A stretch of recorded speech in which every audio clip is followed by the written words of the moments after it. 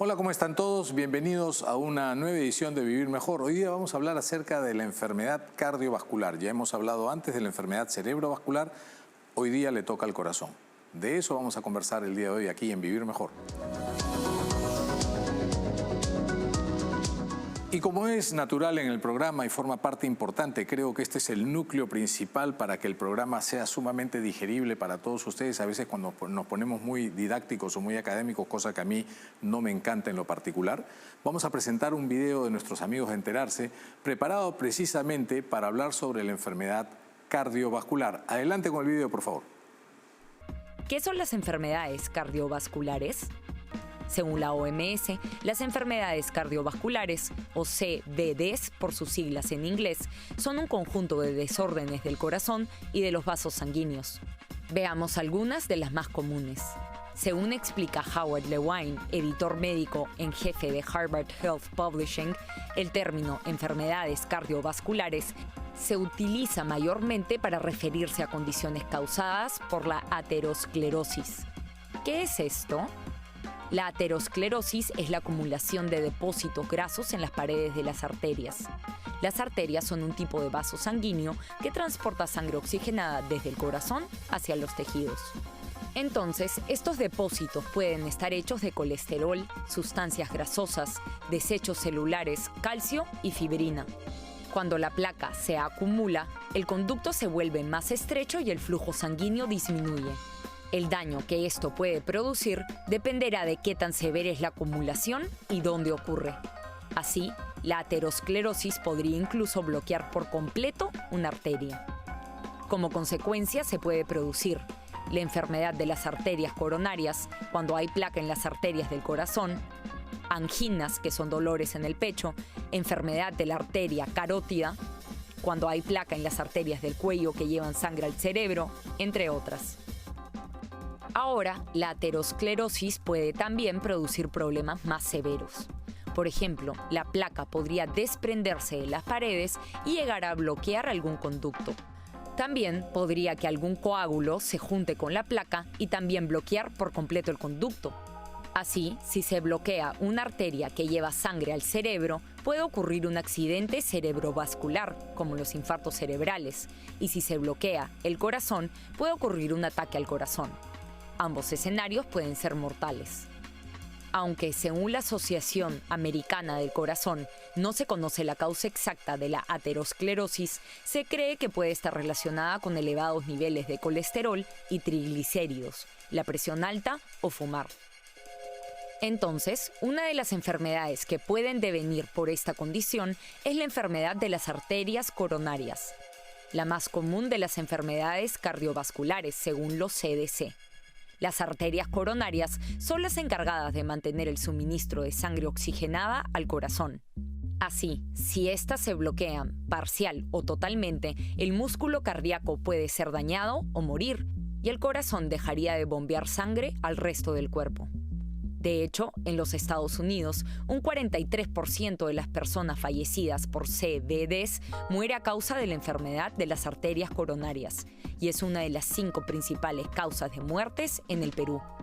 Así, las enfermedades de arterias coronarias pueden producir ataques al corazón o insuficiencia cardíaca. Un ataque al corazón ocurre cuando el flujo de sangre hacia el corazón es severamente reducido o interrumpido por completo, por distintas razones.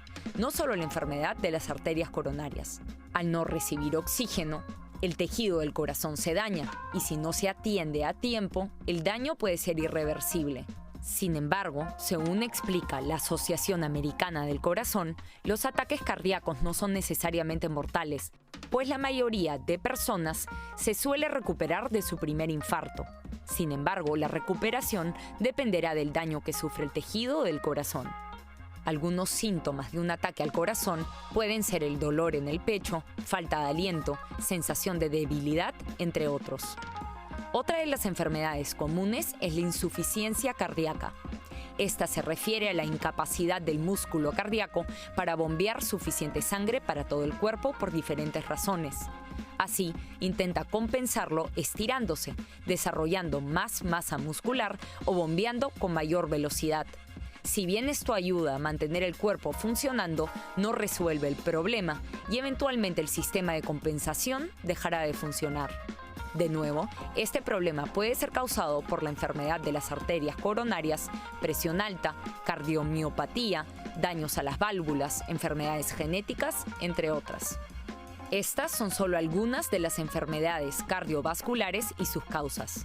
Ahora, es importante saber que, según la OMS, la mayoría de enfermedades cardiovasculares pueden ser prevenidas reduciendo comportamientos que son factores de riesgo, como el fumar, cambios en la dieta, combatir la obesidad, hacer actividad física y reducir el consumo de alcohol. Cada vez que yo tengo que mencionar la palabra prevención, digamos, tengo que hablar de prevención, digo, es fácil hablar de prevención, uno puede caminar por la calle y de hecho ahora ya todos los negocios de comida, ¿no?, están mucho más identificados con lo que es el tema de la prevención, se buscan alternativas más sanas, entre comillas. Claro, dentro de eso también hay una desinformación absoluta que es aprovechada por quienes quieren vender cebo y te dicen, bueno, esto es orgánico, esto no es libre de transgénicos y tantas cosas que no tienen ningún fundamento científico a ciencia exacta, digamos, por utilizar un término algo redundante. Pero a lo que yo voy es, hablar de prevención es una cosa, ejecutar prevención no es fácil. Primero porque desde el punto de vista de la persona involucra cambiar estilos que vienen muy arraigados en lo cultural, en lo familiar, en lo ancestral, atávicos, ¿no es cierto?, formas de comer, formas de dormir, hacer un ejercicio, en fin. Cuando hablamos de enfermedad cardiovascular tenemos que entender que el interior de las arterias es el órgano más importante que regula la inflamación. Cualquier cosa que la dañe, desde un virus hasta la cocaína, va a producir enfermedad arterial, ateroesclerosis. Pero además las arterias, para que puedan funcionar y latir, porque sí, las arterias laten, necesitan irrigación sanguínea, tienen sus propios vasos sanguíneos, es microcirculación, a eso le llamamos vasa vasorum. Y esa es la que primero se obstruye, por eso es que eso también contribuye al daño vascular. Ya no me voy a dilatar más. Hoy día vamos a hablar sobre enfermedad cardiovascular. Tenemos un cardiólogo invitado muy importante, por cierto, un especialista bastante bien calificado y entrenado para que nos cuente la historia desde el otro lado, en el primer nivel de atención, en la primera línea de atención. Gracias por estar con nosotros, bienvenidos a Vivir Mejor. En unos instantes daremos paso a la entrevista.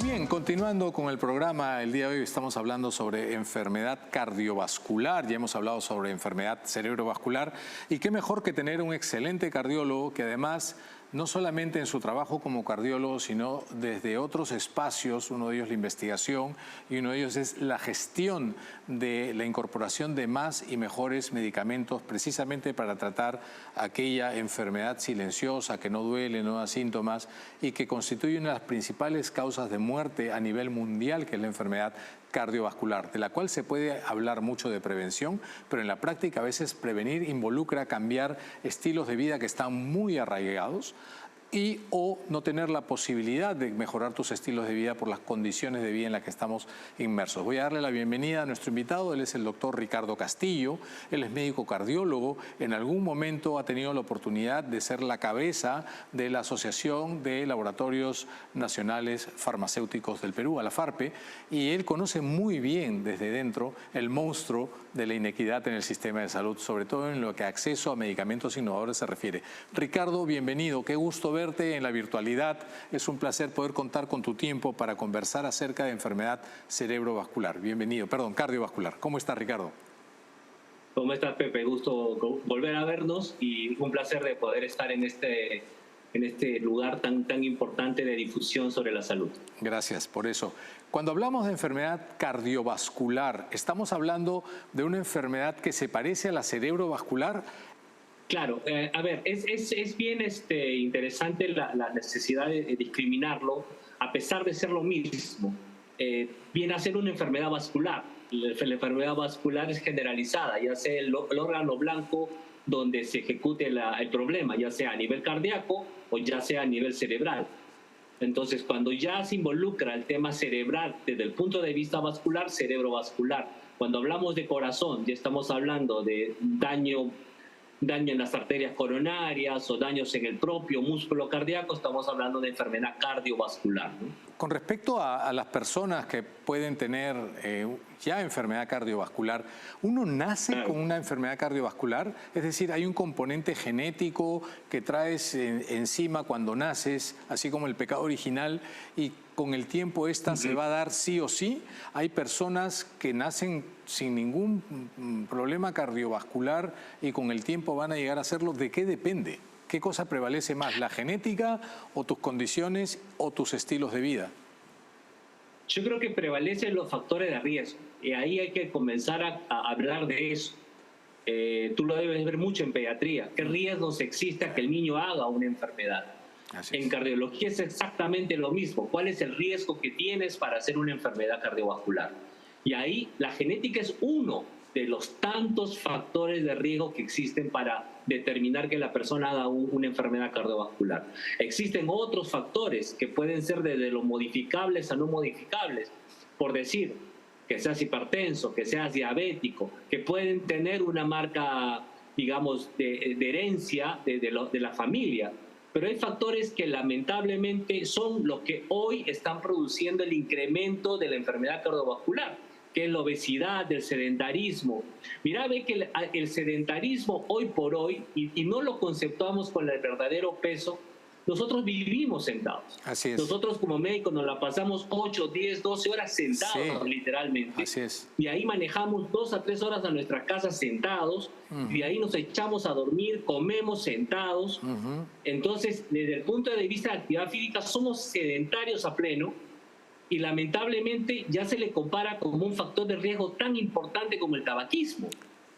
Exacto. Pero no lo conceptuamos como tal, ¿no? Entonces el sedentarismo es crítico y es un factor de riesgo modificable. Nadie le pide a la persona que esté caminando todo el día, pero sí tener una actividad mínima, nosotros mismos levantarnos del consultorio, caminar, hacer un poco de flexiones, tratar de movernos, ¿no? Es propender más, por ejemplo, a no usar tanto el auto, tratar de caminar más. Yo creo que eso es vital. ¿Tú estarías de acuerdo en pensar que las personas podrían no hacerse ningún chequeo, no preocuparse por la prevención, por el hecho de no haber tenido un antecedente familiar? Claro, ahí existe, es un error, es un craso error el pensar de que porque genéticamente o hereditariamente no hay una vinculación con la enfermedad cardiovascular, pensar que ya yo genéticamente estoy protegido. Ese es un error. Por eso te decía, la genética es un factor de riesgo, pero existen otros factores de riesgo mucho más importantes como son, imagínate que esta persona genéticamente no tiene a nadie desde el punto de vista de enfermedad cardíaca, pero tiene 130 kilos, sedentario, fumador, o sea, va a pasar lo mismo, o sea, no necesariamente va a significar que lo va a exceptuar de tener un problema, ¿no? Te voy a dar tres tipos de alimentos, aunque no nutran necesariamente. ¿Cuál para ti es el peor? Sal, azúcar, grasas saturadas. Difícil de rankear. Yo te diría que las tres son tan críticas como son. O sea, lamentablemente las tres se vinculan con enfermedades puntuales, ¿no? Hipertensión, sal, hipertensión, glucosa, diabetes y el tema de las grasas con la enfermedad coronaria o la enfermedad cerebrovascular per se, o sea, con el colesterol elevado. Lamentablemente las tres están involucradas también en el tema obesidad, las tres están involucradas en todos los fenómenos que hoy se llaman enfermedad cardiometabólica, ¿no? Entonces ya no es tanto al paciente bájala de peso o deja las grasas. Muchas veces, y tú lo has visto en tu consulta diaria, le dices al paciente, tienen el concepto de que obesidad va de la mano con colesterol elevado. Así es. Dice, doctor, pero yo estoy delgado, yo no tengo colesterol elevado. Mentira. O conceptúan diabetes con chocolate, o conceptúan diabetes con sobrepeso y que un flaco no puede ser diabético. Entonces, eso es ya conceptos cerrados y yo pienso que los tres alimentos son críticos, ¿no? Colesterol versus triglicéridos. ¿A quiénes le temen más ustedes los cardiólogos? Al colesterol. Definitivamente al colesterol. Ok.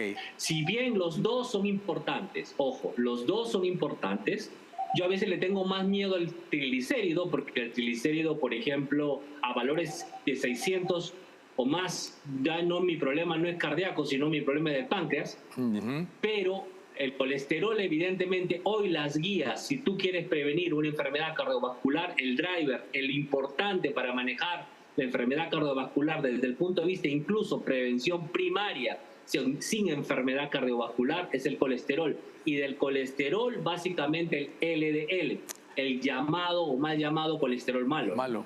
Ahora, sin embargo, los triglicéridos son un mejor indicador de riesgo cardiovascular, ¿no es cierto? Si tú los tienes altos, tu riesgo cardiovascular es mayor, ¿no? A eso voy. Mira, ve, hoy el triglicérido o lo demás se le conceptúa ya como se dice, el factor de riesgo residual. O sea, es un factor de riesgo clave también. Es como, por ejemplo, ya no solamente medir el riesgo basado en el colesterol LDL, sino también en lo que le llaman el colesterol no HDL. Correcto. Que viene a ser todo este concepto de no solamente una sola variable. Pero, y vuelvo, insisto, ¿cuánto debe ser mi colesterol malo ideal? Entonces ahí viene la gran disyuntiva. Y hoy por hoy, Pepe, se está buscando el menor colesterol LDL. Si tú lo puedes tener en 50, en 30, en 20, mejor. Correcto. O sea, no, ya no es el concepto. Incluso las guías que hoy hablan de que 100 es el límite, ya eso va a cambiar, eso va a ser mucho más bajo, porque se ha demostrado que las arterias sí o sí en gente joven comienzan ya a tener grasa desde muy temprana edad, ¿no? Correcto. El nivel bajo de LDL te garantiza una mejor salud cardiovascular y ese es el primer paso del tratamiento para enfermedad cardiovascular. La pregunta del estribo, Ricardo, porque para mí esto es muy sensible, sobre todo en países que tienen realidades como la nuestra, ¿no? ¿Qué posibilidad tiene un individuo que vive en un país como el nuestro, ¿no es cierto? En un país como cualquiera de la región, un país que tiene sus problemas en su cotidianeidad, ¿qué posibilidades tienes de acceder a más y mejores medicamentos innovadores para la enfermedad cardiovascular, en este caso específico hipertensión arterial? Mira, tocas un tema que lo hemos conversado varias veces contigo, Pepe, y que lamentablemente parte de un pésimo sistema de salud, un pésimo sistema de acceso a los medicamentos. Tecnología nueva, por supuesto que hay.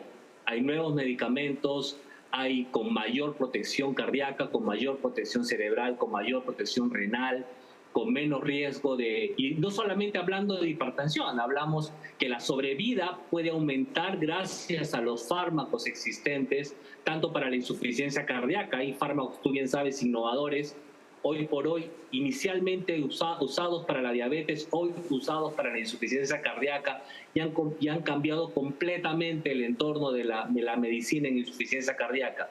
Pero lamentablemente no está en acceso en un sistema público, no hay acceso en el sistema de la seguridad social, muchas clínicas tampoco lo tienen.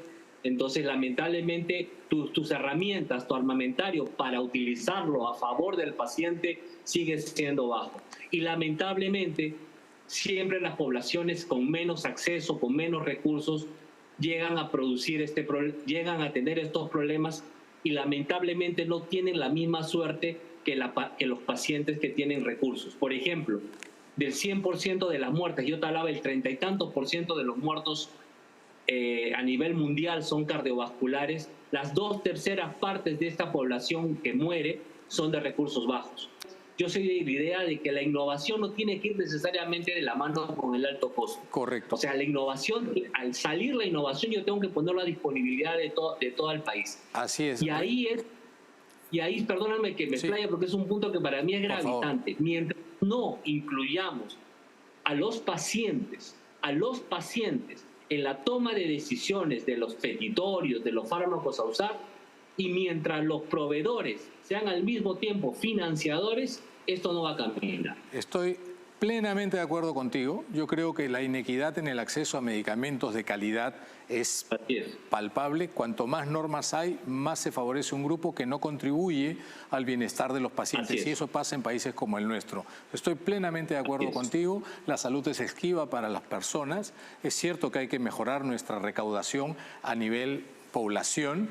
hay que mejorar nuestro PBI de impuestos, pero definitivamente acceder a un medicamento de calidad. Y hay experiencias valiosísimas en otros países de financiamiento de estos medicamentos. Esto no tiene por qué ser discriminatorio. Y en países como el nuestro los presupuestos no se distribuyen, se discriminan, sobre todo en salud. Ricardo, pues nada más agradecerte, ha sido un enorme gusto conversar contigo. Estás invitado en un próximo programa para seguir conversando acerca de esto. Gracias por estar con nosotros el día de hoy. Encantado, Pepe, siempre a tu disposición. Gracias. Un fuerte abrazo. Y nosotros nos vamos a una pausa y venimos con la última parte de Vivir Mejor.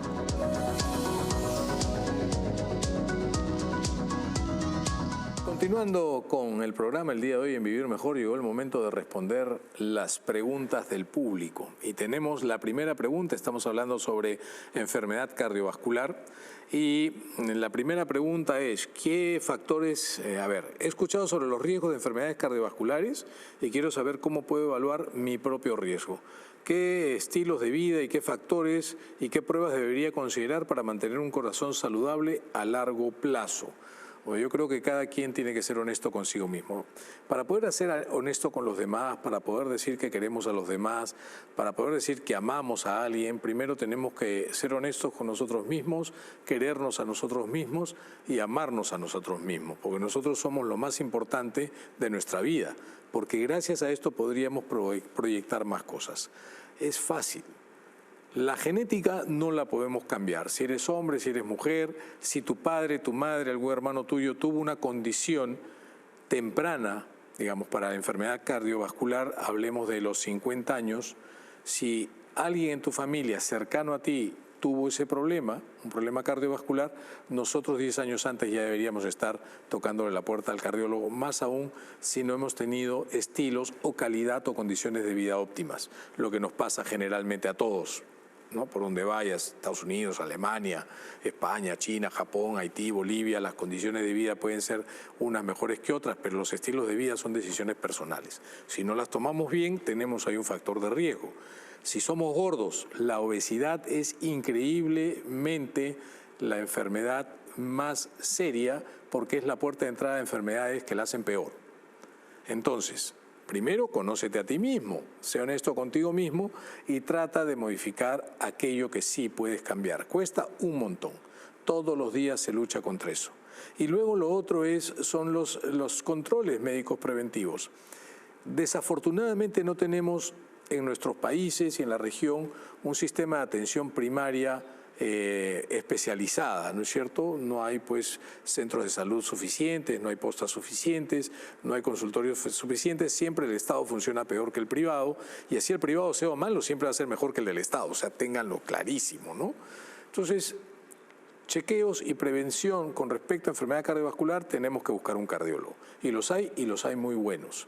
Si en su familia han tenido algún familiar con esta condición, tienen que hacerlo ustedes 10 años antes, pero sobre todo proponerse cambiar sus estilos de vida, eso se llama cambiar argumentos de vida, creo que es lo más saludable, hacer deporte, actividad física, 30 minutos al día es suficiente, comer sano, evitar el alcohol, el tabaco y el estrés. Tenemos otra pregunta. La dieta me es confusa, es un tema confuso en relación con la salud cardiovascular. ¿Qué alimentos específicos son beneficiosos para el corazón y cómo puedo crear un plan de alimentación equilibrado que promueva la salud cardiovascular? Me gusta esta pregunta porque durante muchísimos años le hemos echado la culpa al colesterol de todo. Y no es el colesterol, permítame decirle, el colesterol no es ni bueno ni malo, es inocente, porque hace más de 7 millones de años que existimos como especie, no somos la única especie animal que tiene colesterol. De hecho, hasta los hongos tienen una forma de colesterol llamada ergosterol. Y si existe en nuestro cuerpo es porque la necesitamos, ¿ok? Y es tan importante para nuestra economía corporal el colesterol que el 80% viene fabricado por el hígado, es decir, nosotros mismos lo producimos, y el 20% viene en la dieta. Hay otras grasas a las que nunca le hemos prestado atención que tienen mucho más relación directa con la enfermedad cardiovascular, que son los triglicéridos. Y sí, los triglicéridos nos los comemos en la dieta, no se producen en el organismo. Vienen con lo que te comes, pero sobre todo vienen con las calorías que no gastas. Y otro enemigo enorme que durante muchos años ha quedado silenciado, no sé por qué razones, si intencionalmente o es que no se dieron cuenta del elefante en la habitación, es el azúcar. ¿No es cierto? Hemos satanizado el colesterol mientras el mundo se llenaba de azúcar y de pésima calidad de azúcar. Hemos satanizado el colesterol y sin embargo nos llenábamos de triglicéridos. Y lo peor de todo es que no hacíamos ejercicio. Entonces hay cosas importantes. La primera es que entender que las grasas en nuestra dieta son importantes porque cumplen funciones importantes, pero hay que consumirlas en lo que necesitamos, no más y tampoco menos. Tenemos que empezar a quemar calorías. Como bien dijo en algún momento el doctor Gustavo Sarabia, la grasa necesita 3 o 4 calorías. Una persona que tiene un contenido de grasa corporal alto en su cuerpo, más de 40%, con 1.200 calorías engorda. ¿Ok? Entonces tenemos que cambiar esa grasa por tejido muscular y para eso sí es importante la actividad física. En la dieta coman en casa, coman sano, quítense las harinas, los carbohidratos refinados, métanle más verduras, más proteínas, hagan ejercicio, no fumen, no tomen, no se droguen y van a tener una salud cardiovascular óptima. Eso ha sido todo por hoy en el programa. No olviden lavarse las manos, abrir las ventanas y nosotros, Dios mediante, estaremos en una nueva edición de Vivir Mejor. Chao, chao. Gracias por su atención prestada.